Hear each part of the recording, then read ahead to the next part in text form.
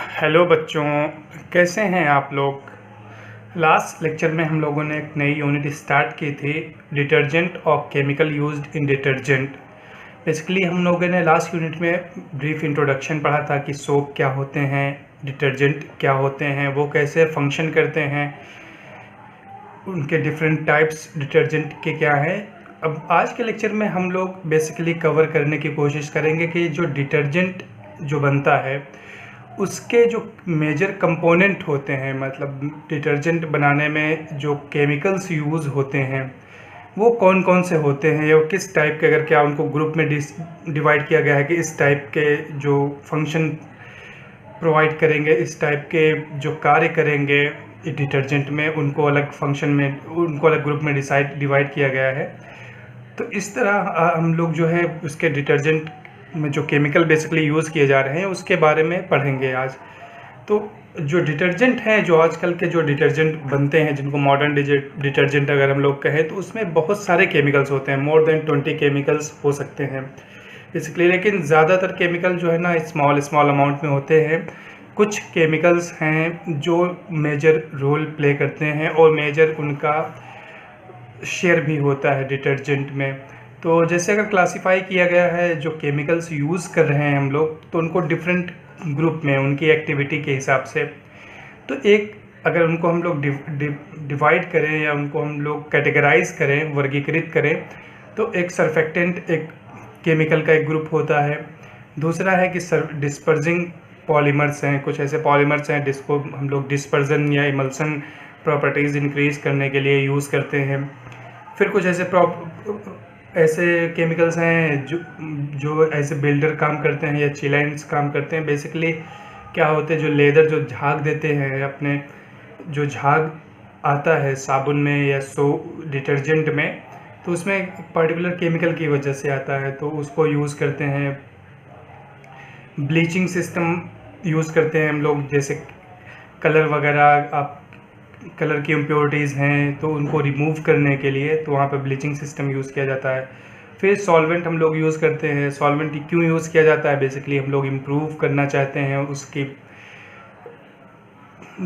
Solubility increase करना चाहते हैं। जो कंपाउंड्स हम लोग डिज़ोल्व कर रहे हैं उसमें डिटर्जेंट में, तो बेसिकली वाटर को हम लोग डिटर्जेंट को हम लोग डिज़ोल्व करते हैं वाटर में, उसी में घोलते हैं।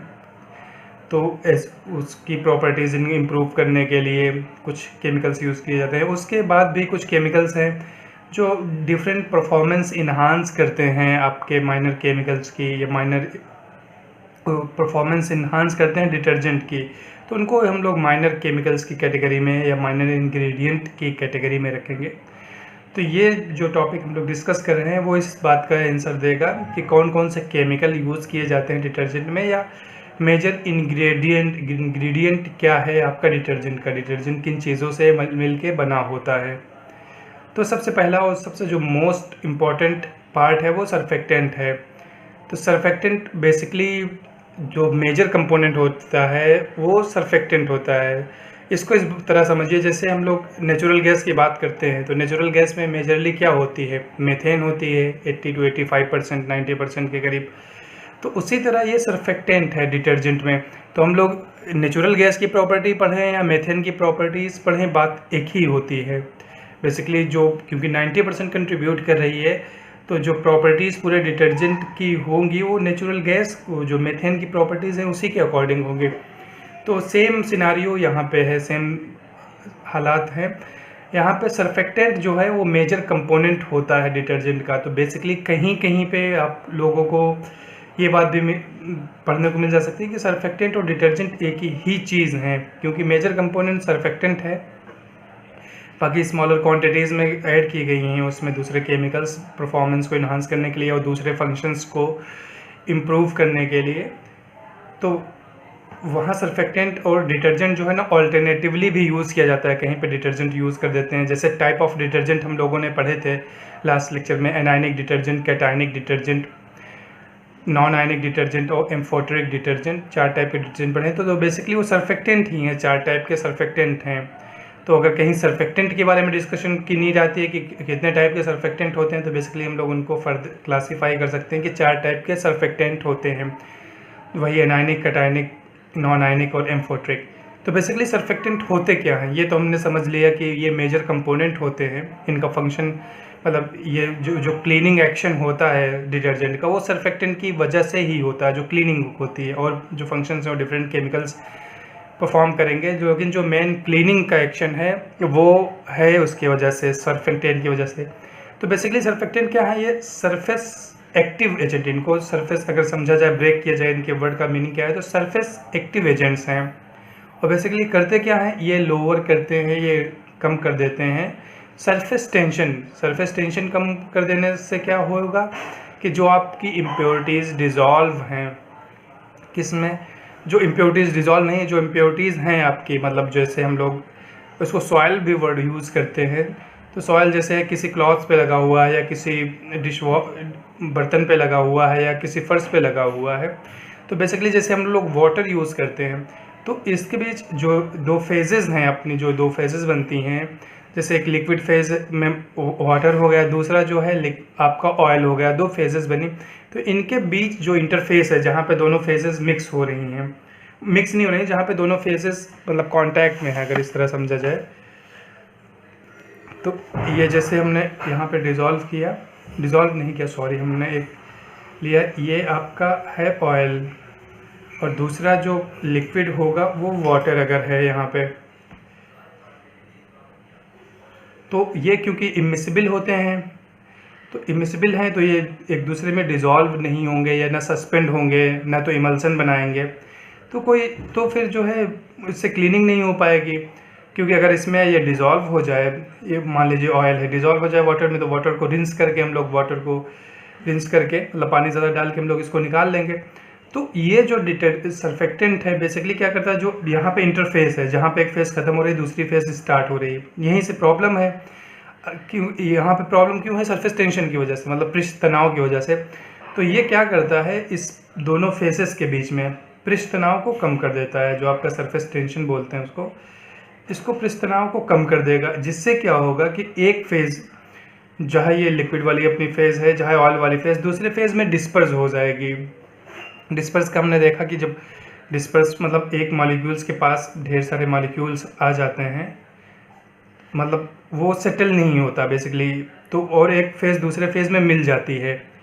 मतलब कम्प्लीटली ऐसा नहीं होता कि आप मिक्स जाएगी, आप एकदम बिल्कुल डिफ्रेंशिएट नहीं कर पाओगे, लेकिन ये सस्पेंडेड फॉर्म में रहते हैं, मतलब ये अलग नहीं रहते। तो अगर सस्पेंडेड हैं, इसमें ऑयल में अगर सस्पेंडेड है, तो आप जो है उनको मतलब अपना, ये वाटर में अगर सस्पेंडेड है तो वाटर जो अपना फंक्शन है वो कर सकता है।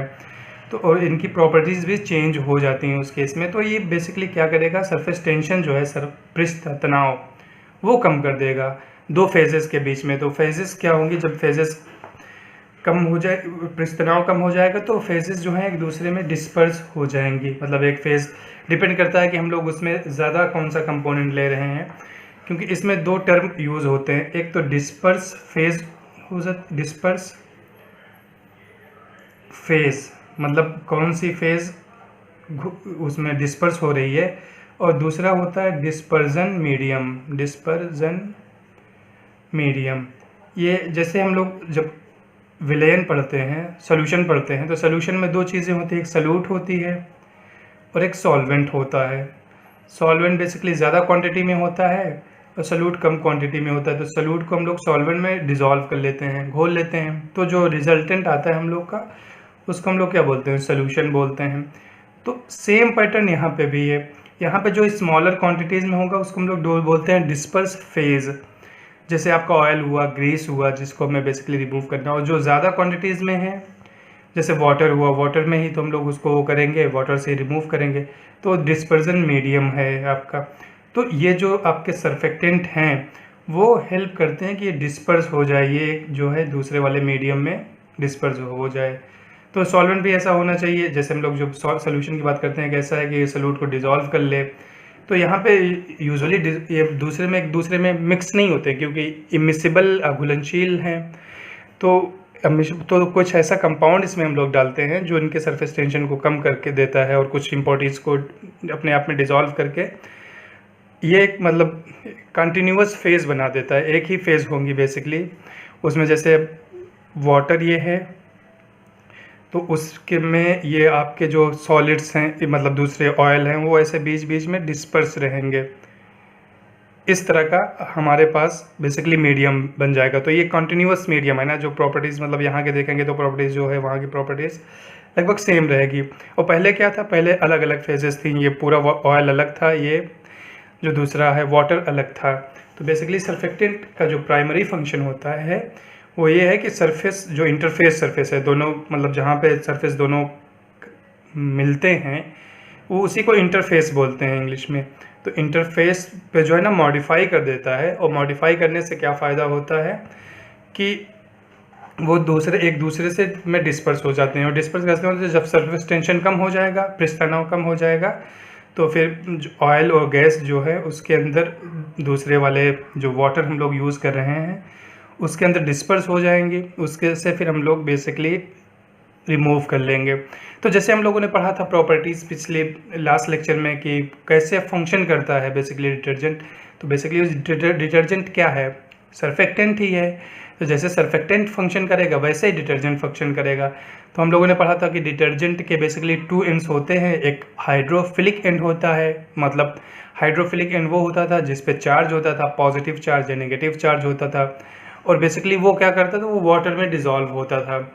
और दूसरा जो था हाइड्रोफोबिक एंड होता था। हाइड्रोफोबिक एंड वो होता था जो मतलब वाटर से दूर भागता था, फोबिया मतलब डर होता है, तो वाटर से दूर भागता था। और बेसिकली जो दूर भागता था तो वो जाके जो इम्प्योरिटीज़ अपनी है, सॉइल बोलिए या ग्रीस बोलिए या ऑयल बोलिए, उनमें उनको जो है अपने अंदर डिज़ोल्व कर लेता था। तो बेसिकली सर्फेक्टेंट ही है वो डिटर्जेंट। तो सर्फेक्टेंट का जो फंक्शन होगा वही सेम फंक्शन होगा जो हम लोगों ने डिटर्जेंट का पढ़ा कि इसमें सर्फेक्टेंट में 2 एंड्स होंगे आपके, एक आपका पोलर एंड होगा, एक नॉन पोलर एंड होगा। जो पोलर एंड होगा जिस पे चार्ज होगा वो चार्ज जो है वो कुछ भी चार्ज मतलब किसी भी टाइप का चार्ज हो सकता है, पॉजिटिव चार्ज हो सकता है, नेगेटिव चार्ज हो सकता है। और जो नॉन चार्ज एंड था जिस पे कोई पोलरिटी नहीं थी वो हाइड्रोकार्बन्स बेसिकली होते थे। तो वही जो हाइड्रोकार्बन्स होते थे वो डिज़ोल्व करते थे ग्रीस और ऑयल को अपने अंदर, और फिर वाटर जो ये हाइड्रोफिलिक एंड था वो वाटर में डिज़ोल्व हो जाता था। तो जिससे एक फेज़ बन जाता मतलब कंटिन्यूअस फेज़ हो जाते थे, जिससे हम लोग फिर वो आपका जो इम्प्योरिटीज़ हैं वो डिटैच हो जाते थे जिस सरफेस से हम लोग रिमूव करना चाह रहे हैं। तो वहाँ से डिटैच हो के डिज़ोल्व हो जाती थी। और ये भी एक दूसरा एंड जो है वाटर में डिज़ोल्व है, तो फिर हम लोग रिंस करके पानी ज़्यादा डाल के इम्प्योरिटीज़ को हम लोग रिमूव कर लेते थे।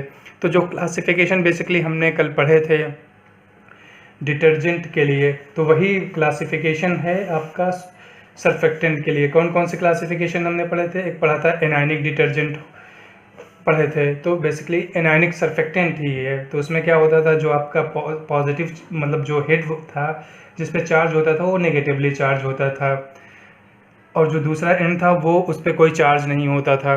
तो बेसिकली अगर हम कहें तो वो जो क्लासिफिकेशन है उसको दोबारा से हम लोग नहीं पढ़ेंगे, क्योंकि एक ही चीज़ को बार बार पढ़ने से मतलब हमारा एक्चुअली टाइम ज़्यादा यूज़ होगा। तो जो सर्फेक्टेंट है वो वही उसकी 4 कैटेगरीज है। उसमें एनायनिक सर्फेक्टेंट है जिसमें आपका सल्फोनेट हो सकता है, सल्फेट हो सकता है, सोडियम एल्काइल सल्फेट हो सकता है, सोडियम एल्काइल बेंजीन सल्फोनेट हो सकता है, पॉजिटिवली चार्ज या कैटायनिक सर्फेक्टेंट हो सकते हैं। कैटायनिक सर्फेक्टेंट में क्या होता है, क्वाटरनी अमोनियम सॉल्ट होते हैं किसके, अमीन्स के। फिर नॉन आयनिक डिटर्जेंट होता था जिसमें कोई चार्ज नहीं होता था। तो बेसिकली वो उसमें एक ऑक्सीजन रहता था, ऑक्सीजन 2 ग्रुप्स को, 2 लॉन्गर चेन को ऐड करता था। ऑक्सीजन उसमें जो बेसिक वर्क करता था वो ऑक्सीजन वाटर में डिज़ोल्व होता था। बाकी जो दूसरी जो दोनों एंड थी वो इम्प्योरिटीज़ को या सॉइल को या कहिए ग्रीस को डिज़ोल्व करती थी।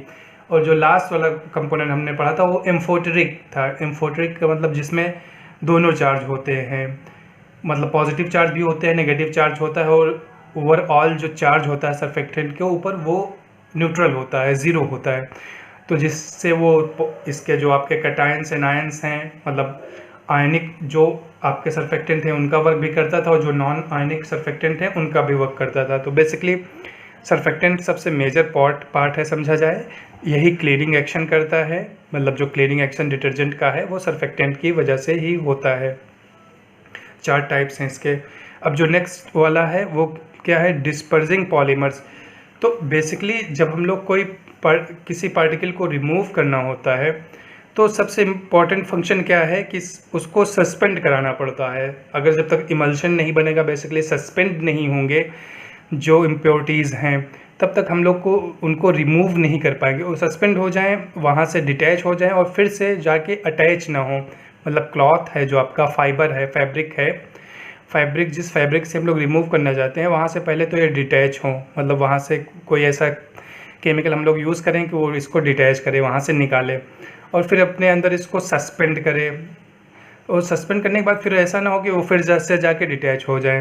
तो मतलब जो सस्पेंशन जो है लिक्विड का, वो बहुत इम्पॉर्टेंट प्रॉपर्टी है ये इसमें रिमूवल के लिए भी। और बहुत सारे ऐसे फार्मूलेशन होते हैं, जैसे पेंट्स है, आपका इंक्स है, कोटिंग्स हैं, एग्रीकल्चरल प्रोडक्ट्स में जैसे आपका पेस्टिसाइड्स है, हर्बिसाइड्स हैं, जो इनका फार्मूलेशन करते हैं वहाँ पे ये डिस्पर्सिंग मतलब उनका सस्पेंशन जो आपके पार्टिकल्स हैं उनका बहुत इंपॉर्टेंट हो जाता है। तो बेसिकली सस्पेंशन का जो वर्क कर रहा है, तभी हम लोग पढ़ रहे थे कि सरफेक्टेंट बेसिकली करते हैं जो सस्पेंशन का वर्क है। लेकिन मतलब कुछ उसमें हम लोग कुछ और ऐसे कंपाउंड्स डाल देते हैं जो हेल्प करते हैं, आपके सरफेक्टेंट की हेल्प करते हैं जिससे सस्पेंशन में। तो बेसिकली डिस्पर्सिंग, अगर पॉलीमर या डिस्पर्सिंग एजेंट की बात की जाए तो ये क्या है कि ऐसे केमिकल कंपाउंड हैं जो हेल्प करते हैं सस्पेंशन में, सस्पेंड में, या ये कहिए कि इमल्शन बनाने में सरफेक्टेंट की हेल्प करते हैं। मेजर वर्क आपका सस्पेंशन का या जो इमल्शन का है वो काम करेगा आपका सरफेक्टेंट। लेकिन कुछ कंपाउंड हैं जिससे इम्प्रूव हो जाए सस्पेंशन या इमल्शन बनाने की प्रक्रिया, जितना अच्छी हो उतना ही हमारे लिए अच्छा है, उतना उसका फंक्शंस ज़्यादा, उसका जो डिटर्जेंसी वर्क है, उसका वो जो मतलब क्लीनिंग वर्क है वो ज़्यादा अच्छा से होगा। तो इसलिए कुछ कंपाउंड्स हम लोग मिलाते हैं बेसिकली जो इम्प्रूव कर देता है। क्या इम्प्रूव करता है? डिस्पर्सिंग जो फिनोमेना है उसको इम्प्रूव कर देता है, या कहिए कि इमल्शंस जो बनते हैं उनको, इमल्सिफिकेशन का प्रोसेस को इम्प्रूव कर देता है। तो एग्जांपल कैसे होगा? एक एक एग्जांपल एटलीस्ट हमें याद होना चाहिए, हमें मतलब माइंड में होना चाहिए। तो कार्बोक्सी मिथाइल सेलुलोज एक ऐसा कंपाउंड है जो हम लोग यूज़ करते हैं किसके लिए कि इमल्सन्स ज़्यादा और क्रिएट हों या डिस्पर्जन और ज़्यादा हो। नेक्स्ट कंपोनेंट हमने देखा था कि बिल्डर्स और चिलेंट्स हैं। तो हम लोगों ने जब जैसे सोप के बारे में पढ़ रहे थे तो वहाँ पे पढ़ा था कि सोप जब हम लोग हार्ड वाटर में यूज़ करते हैं तो वहाँ पे जो हार्ड वाटर में प्रेजेंट हैं आपके कैल्शियम और मैग्नीशियम के बाइकार्बोनेट्स या सल्फोनेट्स, तो बेसिकली आयंस प्रेजेंट हैं इसमें। ये सल्फोनेट्स आयनिक फॉर्म में होते हैं, बाइकार्बोनेट्स भी आयनिक फॉर्म में होगा, तो आयंस प्रेजेंट होते हैं। जैसे हम लोग जैसे हम लोग सोप डालते हैं, सोप को यूज़ करते हैं, तो सोप का बेसिकली क्या होता है, चार्ज होता है। तो उसमें भी क्या होता था कि हम लोगों ने देखा था कि एक जो मेजर अपनी जो लॉन्ग चेन कंपाउंड था, लॉन्ग चेन पार्ट था, वो पॉजिटिवली चार्ज होता था, नेगेटिवली चार्ज होता था, और वो आयनिक बॉन्ड बनाता था किसके साथ? सोडियम के साथ। क्योंकि हम लोग पढ़ते थे कि सॉल्ट है ये सोडियम का या पोटेशियम का, तो बेसिकली उसमें सोडियम और पोटेशियम सॉल्ट होता था, पॉजिटिवली चार्ज होता था। तो जो ये कैल्शियम और मैग्नीशियम है, ये क्या करता है कि उसको जो सोडियम या पोटेशियम है आपका सोप में, उसको रिप्लेस कर देता था, खुद जाके अटैच हो जाता था उसकी पोजीशन पे। और अटैच होने के बाद क्या करता था, ये इनसॉलेबल मतलब ऐसा कंपाउंड फॉर्म करता था जो वाटर में घुलनशील ही नहीं होता था, और ये प्रेसिपिटेट फॉर्म में बन जाता था। तो जिससे क्या होता था कि जो हम लोग सोप यूज़ कर रहे थे वो अपना फंक्शन ही नहीं कर पाता था। तो क्लीनिंग जो फंक्शंस बेसिकली वो एनायनिक पार्ट की वजह से करता था, मतलब चार्ज पार्ट की वजह से और हाइड्रोकार्बन की वजह से। लेकिन जब वो वाटर में डिज़ोल्व ही नहीं हो पाएगा, बेसिकली आपने उसको ख़त्म ही कर दिया, उसको आपने प्रेसिपिटेट बना के आपने उसके सारे फंक्शन ही ख़त्म कर दिए। तो हार्ड वाटर में प्रॉब्लम यही हो रही थी कि वहाँ पे जो आपका कैल्शियम और मैग्नीशियम के इंसॉल्युबल प्रेसिपिटेट बन जा रहे थे, जिससे क्लीनिंग एक्शन नहीं हो रहा था। तो फिर उसको इम्प्रूव करने के लिए हम लोगों ने उसमें सोप में भी और बेसिकली डिटर्जेंट में डाला हम लोगों ने बिल्डर, वर्ड जो उसके लिए यूज़ करते हैं बिल्डर। तो बिल्डर क्या करता है, वो बेसिकली इम्प्रूव कर देता है आपकी जो मतलब वो उसको फॉर्म ही नहीं करता, जो उसका फंक्शन है, मतलब जो कैल्शियम और मैग्नीशियम इसके साथ फॉर्म कर रहे थे, तो उसको फॉर्म नहीं करने देता है वो कंपाउंड, इनसॉल्युबल कंपाउंड।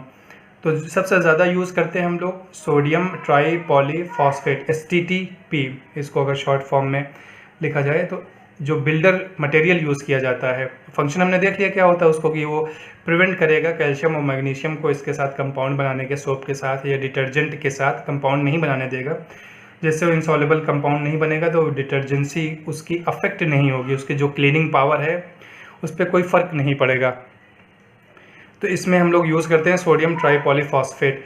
लेकिन इसके साथ एक प्रॉब्लम है कि इन्वायरमेंटल कंसर्न है, अगर जैसे हम लोग ज़्यादा वाटर में डिस्चार्ज करेंगे इसको तो फिर वो इन्वायरमेंटल पोल्यूशन क्रिएट करता है। तो इसलिए ऑल्टरनेटिव जो इसके विकल्प भी ढूंढे गए हैं। तो जैसे सिट्रिक एसिड और सोडियम नाइट्रोलो ट्राई एसीटेट, दो ऐसे बिल्डर्स हैं जो यूज़ किए जाते हैं, सिट्रिक एसिड और सोडियम नाइट्रोलो ट्राई एसीटेट, ये दो तो तीन बेसिकली हम लोगों ने बिल्डर्स पढ़ लिए। एक STTP है, सोडियम ट्राईपॉलीफॉस्फेट, एक citric acid and sodium nitrilo acetate.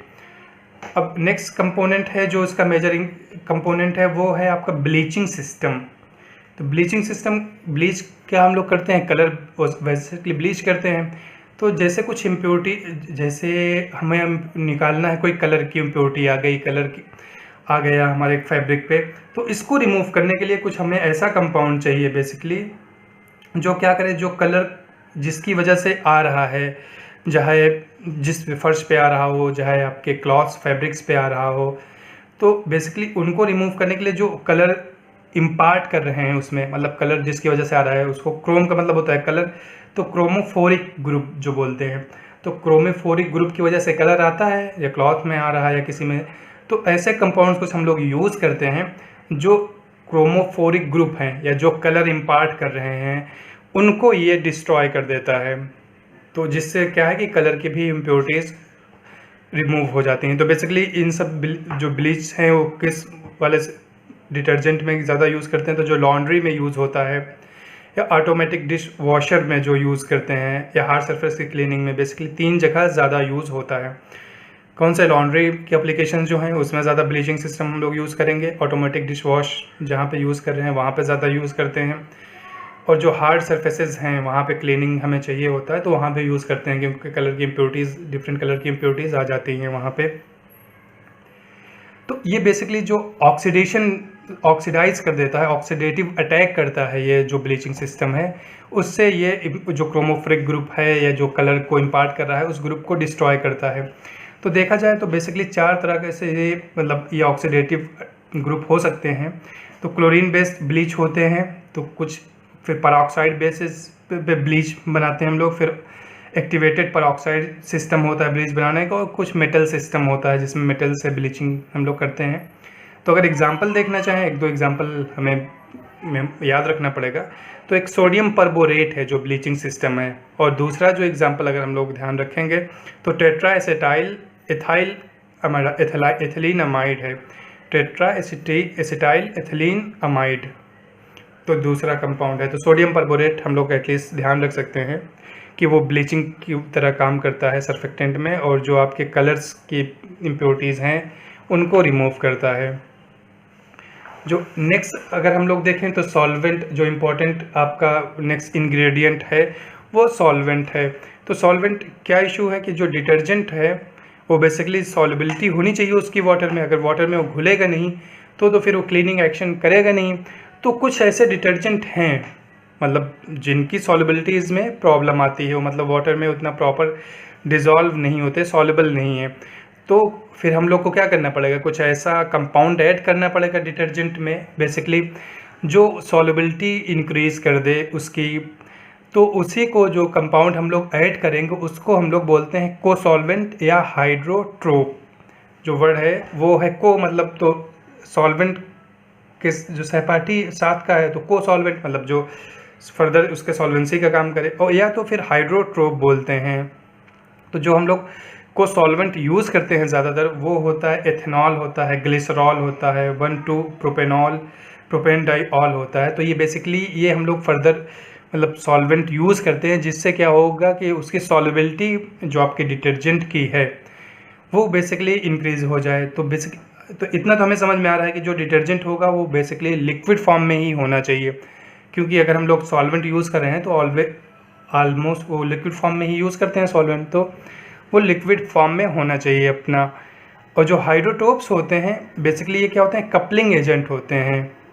Coupling मतलब कपल्स फॉर्म कर रहे हैं, जोड़ रहे हैं, या ये एक ऑर्गेनिक कंपाउंड होते हैं और कपलिंग एजेंट्स होते हैं। ये क्या करते हैं, वाटर की जो डिज़ोल्व करने की जो कैपेसिटी है दूसरे कंपाउंड्स को वो इंक्रीज़ कर देते हैं। किसकी, वाटर की जो कैपेसिटी है डिज़ोल्व करने की दूसरे कंपाउंड्स को, वो मॉलिक्यूल्स को या कंपाउंड्स को कहीं वो इंक्रीज़ कर देते हैं। तो हम लोग बेसिकली सॉल्वेंट में क्या यूज़ कर रहे हैं, को सॉल्वेंट यूज़ कर रहे हैं।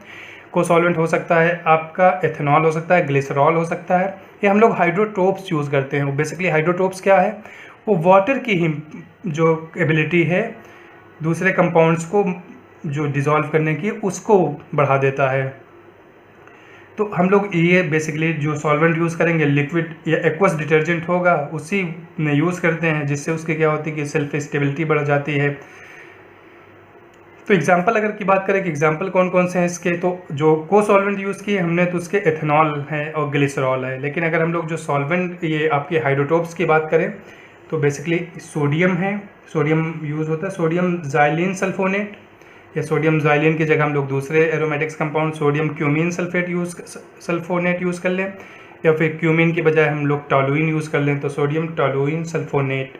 तो ये बेसिकली कौन से कंपाउंड हैं, ये हाइड्रोट्रोप हैं जो वाटर की कैपेसिटी बढ़ा देते हैं डिज़ोल्व करने की।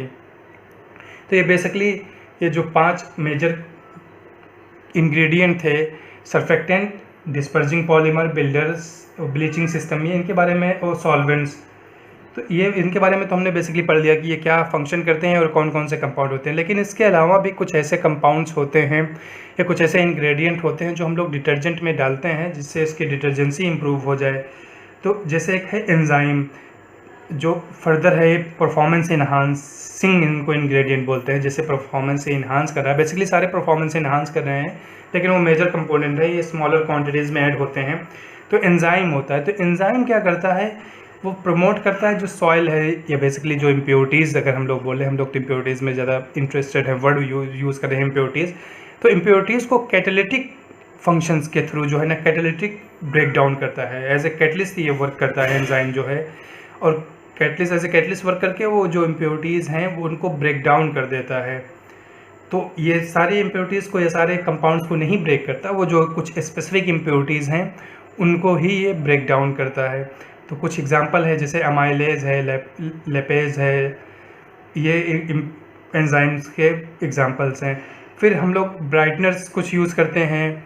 ब्राइटनर्स क्या करता है कि जो हम लोग क्लॉथ्स को वॉश करते हैं तो उसमें ब्राइटनेस ला देता है। तो ब्राइटनेस बेसिकली क्या होता है कि वो रिफ्लेक्शन करने लगते हैं वो ज़्यादा, तो जब क्लॉथ्स पे पड़ता है, जो सनलाइट पड़ेगी तो बाद में, जैसे वाइट अगर क्लॉथ्स की बात की जाए तो उस पर अगर सनलाइट पड़ रही तो उसको रिफ्लेक्ट कर देगा, तो रिफ्लेक्ट कर देगा तो उसकी ब्राइटनेस जो है ना इंक्रीज़ कर जाती है। तो बेसिकली कॉटन फाइबर्स वगैरह जहाँ यूज़ करते हैं के लिए, वॉशिंग के लिए यूज़ करेंगे जो ब्राइटनर यूज़ करते हैं। उसी तरह और कंपाउंड्स है, जैसे फोम बूस्टर है, तो फोम बनाने के लिए जैसे लेदर होता है, फोम होता है ना, फोम अगर नहीं, झाग नहीं बनेगा तो फिर क्लीनिंग नहीं होगी, तो फोम बूस्टर हम लोग यूज़ करते हैं। कभी कभी बहुत ज़्यादा फोम जैसे ना बने उसके लिए एंटी फोम एजेंट यूज़ करते हैं, थिकनर यूज़ करते हैं। कुछ सॉइल रिलीज पॉलीमर जैसे हम लोगों ने देखा कि वो रिलीज़ करते हैं, जैसे अभी पॉलीमर्स के बारे में हम लोग कर रहे थे, डिस्पर्जिंग पॉलीमर्स, वो यूज़ करते हैं। तो अगर हम लोग समराइज़ करना चाहें इसको कि ये बेसिक कौन कौन से इंग्रेडिएंट हैं, उनका क्या फंक्शन है, तो बहुत हम लोग ब्रीफ में इनको समराइज़ कर लेते हैं। इंग्रेडिएंट, जैसे पहला इंग्रेडिएंट क्या हम लोगों ने पढ़ा, सर्फेक्टेंट। तो सर्फेक्टेंट किसी भी टाइप का हो सकता है, एनायनिक हो सकता है, कैटायनिक हो सकता है, नॉन आयनिक हो सकता है, एम्फोटरिक हो सकता है, ये 4 टाइप के हमने पढ़े। तो एग्जाम्पल अगर देखा जाए कि एग्जाम्पल क्या हो इसके, तो सोडियम लॉरिल सल्फेट जो हम लोगों ने पढ़ा था डिटर्जेंट में, या अमोनियम लॉरिल सल्फेट हो सकता है, फैटी एसिड ईस्टर भी हो सकते हैं। तो इनका रोल क्या होता है, बेसिकली सरफेस टेंशन को कम कर देते हैं और डिस्पर्शन को, जो आपकी डस्ट, डर्ट या ऑयल्स हैं, उनको हेल्प करते हैं डिस्पर्जन में। दूसरा हम लोगों ने क्लास क्या पढ़ी, बिल्डर्स पढ़ी। बिल्डर्स में सिट्रिक एसिड पढ़ा हम लोगों ने और STTP पढ़ा। तो इनका क्या फंक्शन होता है, ये बेसिकली क्या करते हैं कि जो आपका हार्ड वाटर, जो कैल्शियम और मैग्नीशियम का फंक्शन है उसको रिड्यूस कर देते हैं। तो क्या करते हैं, बाइंड कर लेते हैं कैल्शियम मैग्नीशियम जो वाटर में प्रेजेंट है उससे खुद ही ये बाइंडिंग कर लेंगे। और सोप स्कम जो बनता है, जो बेसिकली कंपाउंड बनता था, जो इंसॉल्युबल आपका वो प्रेसिपिटेट बनता था, उसको हम लोग सोप स्कम कहते हैं। तो सोप स्कम को नहीं बनने देते हैं। तो बिल्डर्स होते हैं, उनको सिक्वेस्ट्रिंग एजेंट भी कहते हैं। तो बिल्डर्स कौन कौन से हो गए, STTP हो गया, सोडियम ट्राईपॉलीफॉस्फेट, और ये सिट्रिक एसिड दूसरा जो कंपाउंड्स है वो सिट्रिक एसिड हो गया। फिर तीसरा हम लोगों ने देखा था क्या, ब्लीचेस देखे थे। ब्लीच क्या करता था, जो कलर्स के जो इम्प्योरिटीज़ हैं उनको रिमूव करता था। तो डी कलराइज और remove stains not affected by surfactant, जो सर्फेक्टेंट से नहीं होते। लेकिन एक चीज़ ये देखिए, जैसे हम लोग कुछ क्लॉथ्स डालते हैं जो मतलब जो बहुत अच्छे क्लॉथ्स नहीं होते या कलर्स इसमें बहुत ज़्यादा यूज़ किया होता है, तो हम लोग जो वॉश करते हैं उसको, चाहे डिटर्जेंट से वॉश करें या सोप से, तो देखते हैं कि उसका कलर बहुत जल्दी निकल जाता है। तो यही बेसिक ये जो ब्लीचर्स हम लोग यूज़ करते हैं यही रिस्पॉन्सिबल है कलर निकालने के लिए उसका, कि वो कलर जो है ना डिकलराइज कर देता है उसको। फिर हमने देखा कि सॉल्वेंट्स देखे, फिर एंजाइम्स देखे। तो एंजाइम में क्या है, प्रोटीज हो सकता है, लाइपेज हो सकता है, माइलेज हो सकता है। ये क्या करते हैं, जो डिफ़िकल्ट स्टेन्स हैं बेसिकली जो सर्फेक्टेंट से रिमूव नहीं हुए हैं उनको ये कैटलाइज कर देता है एडिशन ऑफ वाटर के थ्रू। और लोअर वॉश जो टेम्परेचर है, कम टेम्परेचर पे ये एक्शन हो जाता है। फिर हम लोग सॉइल रिपेलेंट्स देखे, जो पॉलीमर्स बेसिकली होते हैं। तो क्या करते हैं, जो आपकी इम्प्योरिटीज़ हैं उनसे ये बाइंड हो जाते हैं, मतलब इरिवर्सिबली। जैसे उनसे बाइंड तो हुए, ये अटैच हुए, लेकिन उसको फिर से वो फैब्रिक में नहीं जाने देते हैं। तो जैसे हम लोगों ने देखा तो कार्बोक्सी मेथाइल सेल्यूलोज था, जिसे हम लोग डिस्पर्सिंग एजेंट भी कहते थे, वो सॉइल रिपेलेंट भी वर्ड यूज़ किया जाता है इसको, पॉलीमर्स होता है बेसिकली। तो ये क्या फंक्शन करता है, मतलब वही जो सर्फेक्टेंट के फंक्शन को फर्दर इन्हांस करता है। मतलब जो आपकी इम्प्योरिटीज़ हैं, सॉइल है या ऑयल है, उसको ये अटैच, मतलब उससे अटैच हो जाता है, डिज़ोल्व कर लेता है, और वो नॉट इरिवर्सिबल होता है। ऐसा नहीं होता कि अब अटैच हुआ फिर कुछ देर बाद फिर वो मतलब उसको प्रिवेंट करता है वापस जाने से फैब्रिक पे, फिर दोबारा नहीं जाता। फिर कुछ फोम रेगुलेटर होते हैं, मतलब फोम बहुत ज़्यादा ना बने, तो डाई मेथाइल सिलोक्सेन जो यूज़ करते हैं, क्वांटिटी ऑफ फोम को रिड्यूस करता है। वाइटनिंग एजेंट हम लोगों ने देखा कि वो क्या करता है, रिफ्लेक्ट, जो यूवी लाइट है उसको रिफ्लेक्ट करता है, जिससे क्या होते हैं, क्लॉथ्स ज़्यादा चमकीले दिखते हैं, तो वाइटनिंग एजेंट होता है, या ब्राइटनेस एजेंट बोल दीजिए। तो एग्जांपल उससे क्या है, सल्फोनेटेड डाई अमीनो स्टिलबीन्स हैं। फिर फैब्रिक सॉफ्टनर भी हम लोग यूज़ करते हैं, जिससे वो एंटी स्टैटिक होते हैं, जिससे फैब्रिक को सॉफ्ट कर देते हैं। तो एस्टर क्वार्ट्स होते हैं। स्टिफनर्स हम लोग भी यूज़ करते हैं, जैसे स्टार्च वगैरह यूज़ करते हैं, जो कपड़े को थोड़ा सा, जैसे बहुत जल्दी मुड़ जाते हैं जो कपड़े, तो उसको टाइट वो रखने के, स्टिफन करने के लिए, टाइट रखने के लिए हम लोग स्टिफनर्स यूज़ करते हैं। बेसिकली स्टार्च होता है, पॉलीविनाइल एसीटेट होता है। तो ये बेसिकली कुछ इंग्रेडिएंट थे, इनका क्या फंक्शन था वो देख लिया। और एक चीज़ और हम लोग थोड़ा सा कवर करने में इंटरेस्टेड हैं कि ये डिफरेंस क्या है बेसिकली सोप और डिटर्जेंट। सोप के बारे में भी हम लोगों ने पढ़ लिया, डिटर्जेंट के भी बारे में हम लोगों ने पढ़ लिया। तो अब इंटरेस्टेड हैं ये जानने में कि सोप और डिटर्जेंट के बेस में क्या फ़र्क होता है। तो फ़र्क बहुत, मतलब उनका एक्शन, काम करने का तरीका सेम होता है, लेकिन फ़र्क बहुत होता है। जैसे मैन्युफैक्चरिंग प्रोसेस इनकी कम्प्लीटली डिफरेंट है, केमिकल जो यूज़ करते हैं वो डिफरेंट है। जैसे अगर सबसे पहला हम लोग फ़र्क देखें जो हम लोगों ने पढ़ा है, तो जो सोप होता था वो सोडियम और पोटेशियम सॉल्ट होता था, किसका होता था, फैटी एसिड्स का। लेकिन डिटर्जेंट क्या होता था, वो फैटी एसिड्स का नहीं होता था, वो एल्काइल बेंजीन सल्फोनेट का होता था, या एल्काइल हाइड्रोजन सल्फेट होता था। तो पहला जो डिफरेंस है, तो वो तो उनकी डिफिनेशन ये किस कंपाउंड से मिल के बने होते हैं उसमें है कि soaps are sodium salt of long chain carboxylic acid कहिए, या फैटी एसिड्स, दोनों चीज़ें यहाँ पे यूज़ कर सकते हैं, कार्बोक्सिलिक एसिड या कहिए फैटी एसिड्स। और उसी जगह डिटर्जेंट हम लोगों ने बहुत डिटेल में पढ़ लिया कि उस लॉन्ग चेन कंपाउंड होते हैं, लेकिन किसके, बेंजीन सल्फोनेट के होते हैं, एल्काइल हाइड्रोजन सल्फोनेट के।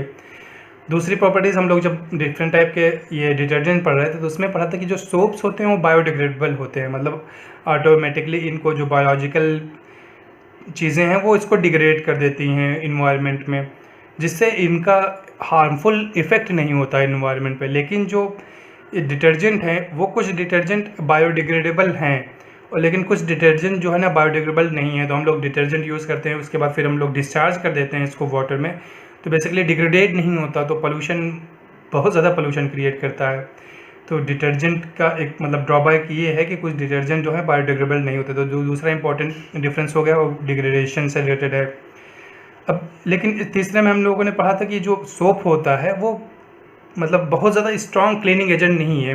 हार्ड वाटर आ गया है, हार्डनेस आ गई वाटर की, तो फंक्शन करना कम कर देता है, और बहुत ज़्यादा हार्ड वाटर हो गया तो उसकी फंक्शनिंग बिल्कुल ही बंद हो जाती है। तो बेसिकली क्या अगर समझा जाए तो रिलेटिवली वीक क्लीनिंग एक्शन होता है इनका, मतलब कमज़ोर क्लीनिंग एक्शन होता है, और हार्ड वाटर में तो बिल्कुल ये नहीं काम करते और फोम स्कम बना लेते हैं। लेकिन उसी जगह अगर डिटर्जेंट की बात की जाए तो डिटर्जेंट बहुत स्ट्रॉन्ग क्लीनिंग एजेंट हैं, और इनके ऊपर जो हार्ड वाटर का कोई इम्पैक्ट नहीं होता है।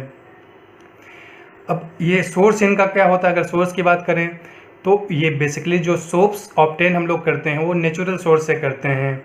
प्लांट से चाहे हम लोग ये फैटी एसिड्स यूज़ ऑब्टेन करते हैं या एनिमल से यूज़ करते ऑब्टेन करते हैं, फिर ये बेस से रिएक्शन करा के हम लोग स्टेरिफिकेशन के ये से हम लोग बनाते हैं आपका ये सोप। लेकिन जो डिटर्जेंट है वो पूरा सिंथेटिक मटेरियल होता है, और सिंथेटिक मटेरियल हमने देखा था कि ये हाइड्रोकार्बन होगा या पेट्रोलियम होगा। पेट्रोलियम कोक से भी ऑब्टेन कर सकते हैं हम लोग हाइड्रोकार्बन्स बेसिकली। तो ये हाइड्रोकार्बन होता है या पेट्रोलियम, बेसिकली पेट्रोलियम होता है, हाइड्रोकार्बन्स होते हैं, ये मतलब नेचुरल नहीं है। तो सोप का जो मेजर इंग्रेडिएंट है, जो मेजर बनता है सोप, वो नेचुरल है, लेकिन जो आपका सिंथेटिक डिटर्जेंट है वो नेचुरल नहीं, सिंथेटिक वर्ड ही है, तो मतलब सिंथेसिस कर रहे हैं, मैन्युफैक्चरिंग कर रहे हैं। एग्जाम्पल कुछ देखा जाए तो जैसे सोडियम स्टीरेट से बनता है, सोडियम पाल्मिटाइट से बनता है, लेकिन यहाँ पे इसका एग्जांपल देखा जाए डिटर्जेंट का तो सोडियम लॉरेल सल्फेट है, वो एक कंपाउंड है। और इसमें क्या एक ख़ास बात थी जो वही इसकी जो क्लीनिंग एक्शन के बात से रिलेटेड ही है कि इसमें जो कैल्शियम और मैग्नीशियम सोप्स में है वो क्या करते हैं, इंसॉल्युबल सॉल्ट्स बना लेते हैं, जिससे उसका फंक्शन बेसिकली हो नहीं पाता है सोप्स का। तो जो सोडियम, मैग्नीशियम और कैल्शियम के जो सॉल्ट्स हैं, आयंस हैं, वो सॉल्ट्स बना लेते हैं सोप के साथ। और इसमें जो कैल्शियम और मैग्नीशियम के सॉल्ट्स हैं वो आयंस हैं, वो सॉल्ट्स नहीं बना पाते हैं, और बनाते भी हैं तो वो सॉल्युबल होते हैं वाटर में, तो उनका कोई इम्पैक्ट नहीं होता। सॉल्युबल हो गए तो फिर बेसिकली आयंस में वो कन्वर्ट हो गया मैग्नीशियम और कैल्शियम, तो बेसिकली उसको हम लोग यही बोलेंगे कि बनाते नहीं हैं, क्योंकि बनाया उन्होंने और फिर से डिज़ोल्व हो गए तो आयंस आयनिक फॉर्म में। अब जो कॉस्ट की बात की जाए तो जो सोप्स हैं वो बेसिकली चीपर होते हैं, जैसे टॉयलेट सोप हम लोग नहाने के लिए यूज़ करते हैं या वॉशिंग के लिए सोप्स यूज़ करते हैं। लेकिन जो डिटर्जेंट हैं वो कॉस्टली होते हैं सोप के कंपैरिजन में, जैसे शैम्पू है और वेरियस प्रोडक्ट्स जैसे लिक्विड में प्रोडक्ट्स होते हैं क्लीनिंग के लिए, तो बेसिकली ये कॉस्टली होते हैं। तो ये इसके मेजर जो बहुत ब्रीफ में मेजर डिफरेंसेस हैं, और बहुत आसान है, कोई ख़ास डिफरेंस नहीं भाई। सॉल्युबिलिटी है, ये कैल्शियम मैग्नीशियम का इम्पैक्ट होगा, एक डिफरेंस वहाँ से आ गया, एक किससे बने हुए हैं, एक नेचुरल हैं या सिंथेटिक हैं, एक डिफरेंस वहाँ से आ गया। उसके बाद ये कॉस्ट का एक डिफरेंस आ गया। तो बेसिकली ये मेजर डिफरेंस है। तो आज का लेक्चर हम लोग यहीं क्लोज़ करते हैं। नेक्स्ट लेक्चर में इसको फर्दर कंटिन्यू करेंगे, देखेंगे मैन्युफैक्चरिंग प्रोसेसेस क्या है और कौन कौन से और रॉ मटेरियल यूज़ होते हैं।